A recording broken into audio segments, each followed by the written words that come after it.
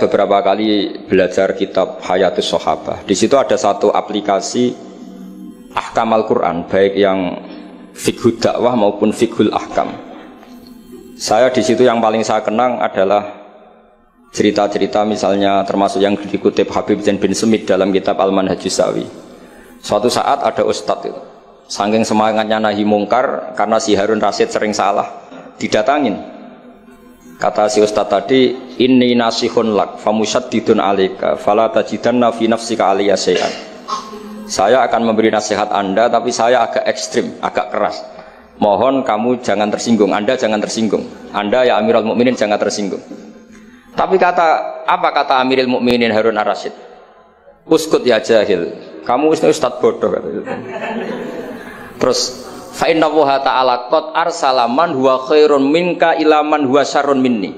Ini saya terpaksa bahasa Arab karena tadi takut kalah sama Abu Jahal tadi. Jadi ini mohon sekali, ini kompetisi. Jadi kalau Abu Jahal saja bisa bahasa Arab, masa saya kiai tidak bisa bahasa Arab. Jadi saya tadi itu ya kan di Abu Jahal saja bisa bahasa Arab, fasih lagi tadi. Yang saya kecewa dia sopan ngasihkan mic tadi. Duduknya sudah benar, gak sopan tadi kok sudah benar. Jadi memerankan Abu Jahal memang harus gak sopan. Tapi semoga berakhir nanti diteruskan jadi Abu Jahal repot. Nah ini kata Harun Ar-Rasyid, inna Allaha ta'ala qad arsala man huwa khairum minka ila man huwa syarrun minni. Wa ma'a dzalika qala ta'ala faqula lahu qawlan layyinan la'allahu yatadzakkaru aw yakhsha. Tentu kita tahu Allah mengutus Musa dan Harun, atau Musa saja yang populer. Musa itu man huwa khairun minka, tentu Musa itu lebih baik ketimbang Anda. Ila man huwa syarrun minni, tentu Fir'aun itu lebih buruk ketimbang saya. Itu saja masih ada aturan faqula lahu qawlan layyinan. Kamu harus ngomong yang halus. Kok kamu dakwai saya mau pakai kasar? Akhirnya si Fasakata tadi, yang gurunya langsung ustadz, yang ustadz tadi langsung diam dan ngakui kalau Harun Ar-Rasyid lebih alim ketimbang dia. Nah saya harapkan nanti ulumul Quran di setai 3 itu tidak sekedar mengenali mufrodat, tapi mengenali makna terjemah, juga makna yang bisa disimpulkan dari ayat-ayat Qur'aniyah. Sehingga nanti keyakinan saya ya, apapun berubahnya zaman, nanti Quran itu tetap bisa dibaca kalau cara maknani seperti itu.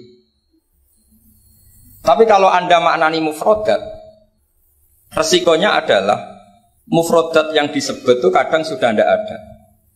Yaitu tadi misalnya wal khayla wal biwala wal hamira litarukabuha wasina. Tentu sekarang kita naik Innova, kita naik mobil, bukan naik khayl, bukan naik biwala. Tapi kalau dimaknani secara tadi, pokoknya ada markup, ada tunggangan yang kita naiki, ada tunggangan, dan kalau kita dapat nikmat tunggangan itu kemudian kita syukur litaslahu ala dhuhuri, ya yang penting sumatadzkuru ni'mata rabbikum. Ini penting saya aturkan karena saya berkali-kali berdebat juga. Kalau di kota itu kan ada dialog. Bahkan ini mungkin Gus Zafur lebih tahu ya, saya pernah di UII itu pernah disurati sama Masjid Mujahidin Indonesia. Di situ diterangkan kalau sekian terjemahan Kemenak itu salah sekian, miliknya UI salah sekian. Di antara yang diundang itu saya, dianggap makili UII. Tapi apa yang terjadi? Mereka itu karena maknani itu pakai mufrodat, tidak mau pakai ilmu balaghah, tidak mau pakai analisis-analisis yang harusnya terjadi dalam ulumul Quran. Saya punya contoh demikian. Saya sering belajar kitab namanya kitab Ar-Risalah, karangannya Imam Syafi'i ketika sering surat-suratan sama Abdurrahman bin Mahdi. Kata Imam Syafi'i, Quran itu lisanul Arabi, dan lisanul Arabi itu awsa'ul lisanan, lisan yang paling luas. Sehingga ketika beliau ditanya, kenapa Anda mewajibkan tolabul ma', mencari air, ketika orang harus tayamum di perjalanan? Terus Imam Syafi'i menjawab, falam tajidu ma'an, kemudian kalian tidak menemukan air, itu baru fatayammamu sha'idan thayyiban. Beliau dengan enteng mengatakan, la yuqalu liman lam yatlub lam yajid. Orang yang belum pernah mencari tentu tidak bisa dikatakan tidak menemukan, tapi tidak tahu namanya. Jadi kalau dikatakan tidak menemukan, pasti ba'da sabqit tolab, setelah mencari. Kalau belum mencari kok mestinya tidak tahu, bukan bisa dibahasakan tidak menemukan. Nah, saya berharap anak-anak ini karena ditunggui Mbah Mun yang ma'ruf dengan tafsirnya Gus Zofur. Karena Mbah Mun itu murid Said Alawi. Said Alawi punya karangan Takrirat Faidul Khobir yang dikarang Said Alawi dengan Habib Abdurrahman Al-Musawa kalau nggak salah. Yang nyarain agama Syekh Zamzami. Dulu saya belajar itu juga sama Gus Zofur karena dulu yang ngajar Mbah Mun sendiri. Saya juga sering menerima keluhannya Gus Zofur di Jakarta, di mana-mana orang analisis Quran itu tidak pakai ilmu balaghah. Ini repot sekali. Karena kalau kita tidak pakai balaghah, maka al-adat yufidul hasra. Kalau dalam kaidah usul fikih, al-adat la yufidul hasra. Ketika Allah pakai kata hitungan itu belum pasti hasr. Jadi taruh saja misalnya begini, ini yang kisah nyata dalam hadis sahih. Ketika Rasulullah itu memintakan maaf sama orang munafik, terus kata Allah mengingatkan intastaghfir lahum sab'ina marratan fala yaghfirullahu lahum. Kata Nabi, jika 70 tidak bisa dimaafkan, wa sa'azidu ala sab'in. Ya sudah, saya tambahi lebih dari 70. Ternyata sama Allah didhawuhi, maksudnya tidak gitu. Kamu mintakan ampun untuk orang munafik maupun tidak, sama-sama tidak saya ampuni. Sehingga terus ada kaidah al-adat la yufidul hasr. Ini penting dalam ulumul hadis atau ulum usul fikih. Karena kalau nuruti adat, Nabi sering dawuh misalnya man shallal bardan dakhalal jannah. Orang yang sholat pada waktu dua dingin yaitu subuh dan asar dakhalal jannah. Terus kamu mau tidak sholat zuhur misalnya dan sebagainya dan sebagainya. Nabi sering menyebut kebenaran misalnya kebaikan adalah ini. Terus kamu tidak akan melakukan kebaikan yang lain, tentu tidak mungkin. Ini masalah-masalah yang menurut saya serius semenjak ada banyak ormas-ormas yang sidik-sidik katanya kembali ke Quran dan apa? Hadis. Itu tapi kalau guyonannya orang-orang pesantren, ya kamu saja yang kembali. Karena keluar Anda terlalu jauh. Kalau kita tidak perlu kembali, wong sudah di dalam katanya. Yang keluyuran kemana-mana kan kamu. Kalau kita tidak pernah kemana-mana, jadi ngapain kita yang kembali? Anda saja yang apa? Kembali. Jadi ini penting ya, penting sekali. Karena pengalaman saya di Jogja, pengalaman saya di Jakarta ketemu orang macam-macam itu, memang pernah ya di Jakarta pernah ada satu acara. Ya acara seperti ini. Itu yang datang seorang kiai yang ya biasa pakai sarung, ada yang pakai celana. Itu pas mulai pegang mic ada separuh hadirin keluar. Alasannya gampang, belum tidak pakai sunnah Rasul karena kiainya tidak cingkrang. Itu sudah keluar separuh. Ketika saya ditanya, Bapak kenapa Anda masih mendengarkan mereka? Mereka tidak ngikuti sunnah Rasul, mereka tidak cingkrang. Kata saya gini, Rasulullah itu hafal Quran dan saya kebetulan saya hafal, jadi saya sudah ngikuti sunnah Rasul. Jadi kalau Anda ingin sunnah Rasul kayak saya harus hafal Quran. Kalau motong celana itu gampang kata saya. Kalau motong celana itu gampang kata saya. Itu kan murah sekali dan mudah. Itu mikir dia. Ternyata mereka bilang sunnah Rasul itu hanya jenggot, cingkrang, wayoh bila ada tambahnya itu. Itu Lah ini saya tantang anak-anak Anwar 3 supaya ngikuti sunnah Rasul yang keren, yang tantangannya berat, yaitu hafal berapa Gus tadi 3 juz itu. Itu saya tuh sering protes sama anak-anak. Itu nanti kalau ketemu malaikat Jibril, Anda dianggap mengikhtisar Quran. Masa Quran 30 juz jadi 3 juz. Itu kan kayak kitab Mukhtasar Jiddan, jadi dari kitab besar terus diringkas. Saya tidak bisa membayangkan kalau Anda nanti ditanya malaikat Jibril, kenapa Quran saya turunkan 30 juz jadi 3 juz. Ya tapi karena ya itu tadi, karena saya yakin Gus Zofur orang alim itu tadi kaidahnya itu malayudroku kullu la yudroku kullu. Kalau nggak bisa semua jangan sama sekali. Ini sekedar pengalaman untuk anak-anak. Kalau di pondok Quran itu sampai dari sekolah itu buatan berani, karena dikira kayak sudah sampai 30 juz. Memang pondok Quran itu unik. Anak-anak itu bisa lanya juz 12, juz 13, tapi juz amma itu tidak hafal.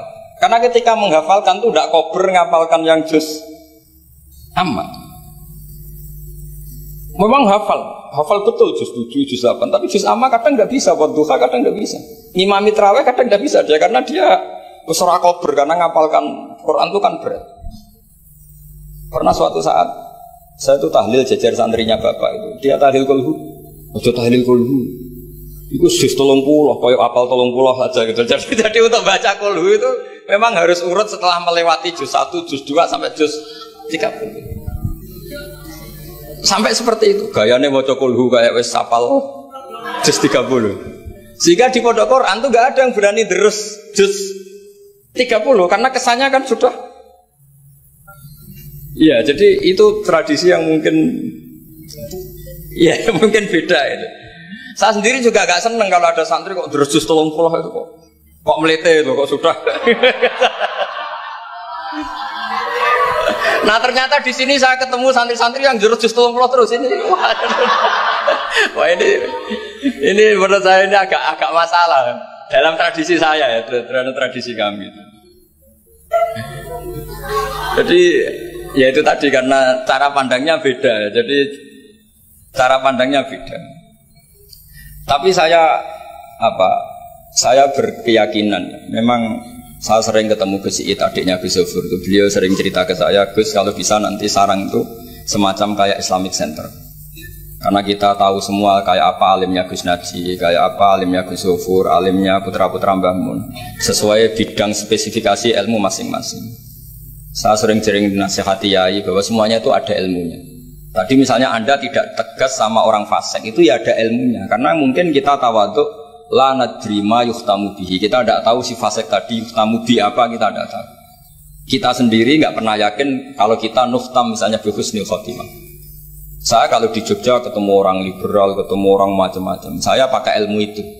Tapi kalau saya ngaji di pesantren pakai ilmu at-tafriq bainal haqqi wa bainal batil. Kalau santri baik ya tak puji, kalau yang nggak baik ya. Tapi yang jelas nggak tak saboyong. Karena pondok saya bilang tidak punya adat boyong. Kata bapak, hak kena keramat. Santri sing beling belalah boyong, tapi jogeman boyong gitu. Jadi berarti karena kalau musuhnya boyong berarti tidak keramat karena pakai pakai kriteria fikih tadi pakai. Ini penting saya aturkan karena jangan sampai khazanah kearifan wali songo yang kancanan orang macam-macam. Ada 7 hari ya diterima, 40 hari ya diterima. Zaman itu ya nggak diterima sebagai khurafat bid'ah ya enggak.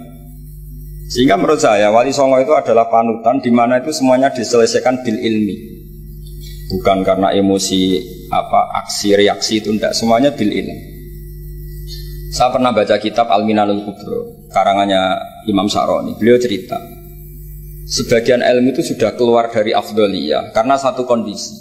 Misalnya sebaiknya amal itu sirron. Tapi kenapa guru-guru kita Mbah Mun sendiri sering pengajian besar, Gus Zofur banyak lah yang mau acara besar. Saya sampai sekarang nggak pernah punya acara besar. Wiling-wilingan saya yang pengagum sirron gitu. Tapi ternyata di kitab-kitab kita, kata Abdul Hasan Asadili mengatakan a'linu bito atikum kama yatadzaharu ghairukum bil ma'asi. Maksiat di Jakarta di mana-mana begitu ekstrim, dangdut begitu terbuka, diiklankan besar-besaran. Tapi kalau pengajian nggak besar-besar, dulu itu pengajian itu nggak ada yang besar karena mahal. Dulu orang soleh itu ciri utamanya adalah khifatul ma'unah, biayanya sedikit. Sekarang karena mereka besar-besaran menyebarkan maksiat, kita akhirnya kata Abdul Hasan Asyadili, kamu kalau to'at harus iklan, a'linu bi to'atikum, kalau to'at harus dipertontonkan. Sehingga seneng saya misalnya tadi dipertontonkan anak-anak ahli bahasa Arab, sampai Abu Jahalnya saja bisa. Wah itu kan satu prestasi yang luar biasa. Kalau Abu Jahalnya saja alim, apalagi yang tidak Abu Jahal. Apalagi Abu Jahalnya tadi sopan, wah itu bagus sekali itu.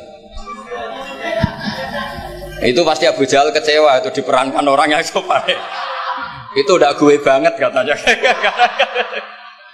Itu pasti kecewa. Abu Jahal itu pasti kecewa.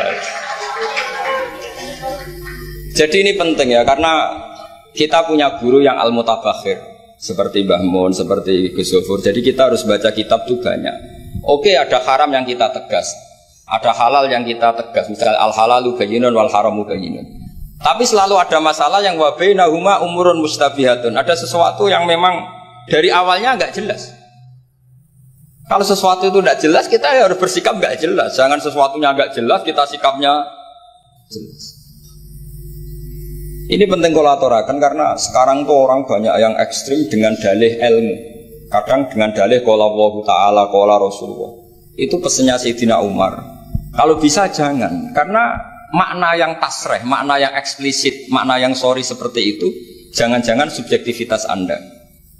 Seperti tadi si Ustadz tadi, ketika dia tegas, dia seakan-akan bawa mandat Tuhan. Kalau saya harus ulil haqqa walau kana murron, misalnya seperti itu.